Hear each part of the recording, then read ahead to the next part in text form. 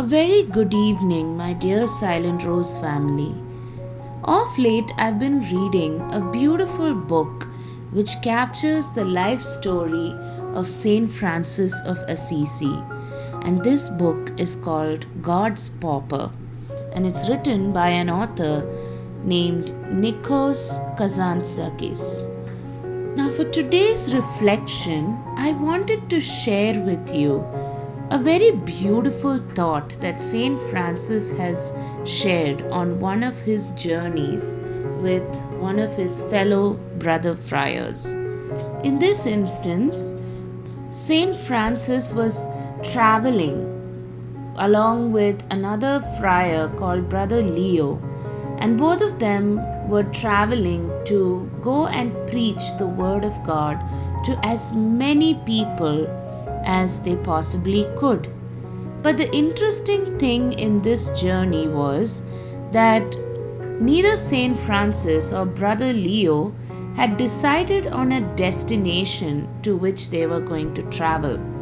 They had decided to travel in whichever way God asks them to go. And so they just left without any destination or duration for that travel.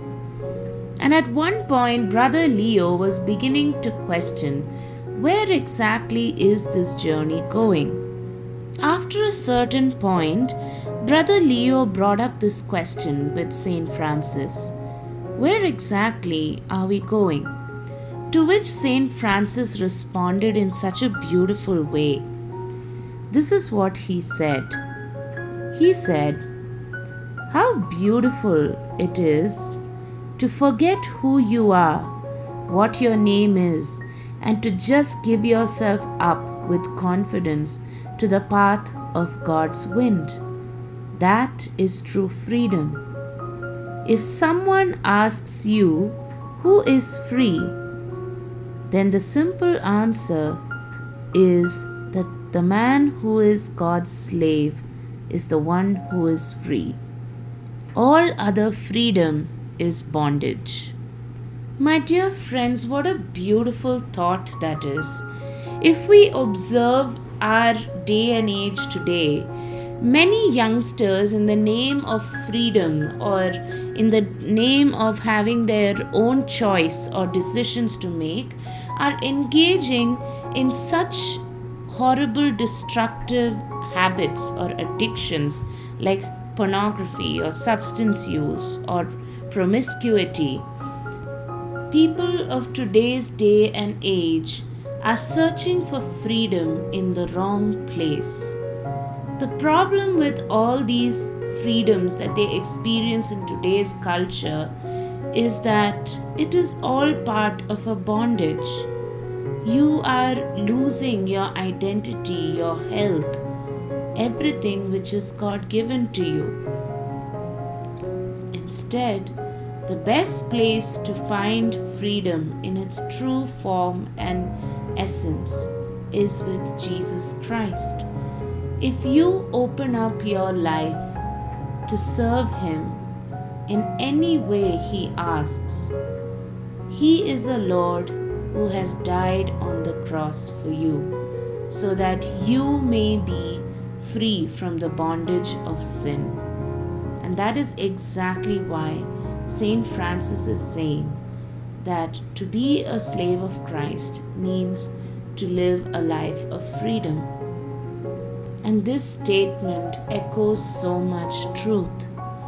When you live for Jesus Christ, you do not have to be a slave to any of your addictions or habits that you cannot be without. Many people misunderstand that the laws and disciplines of the church are a way to contain and trap people. No, my dear friends, on the contrary, the church, along with her groom Jesus Christ, is actually inviting you to a life of freedom. If you choose to live a holy life that is completely obedient and faithful to the ways of the Lord, then you are actually invited to be a part of a fraternity of eternal freedom. And so, my dear friends, today I leave you with a little task to identify what might be those bondages in your life or those unhealthy habits in your life which are keeping you captive instead of allowing you to walk free in the freedom of Christ. And maybe this Lent is a wonderful time for us to work on those bondages, to set ourselves free from them, so that we are open to receiving Jesus more fully.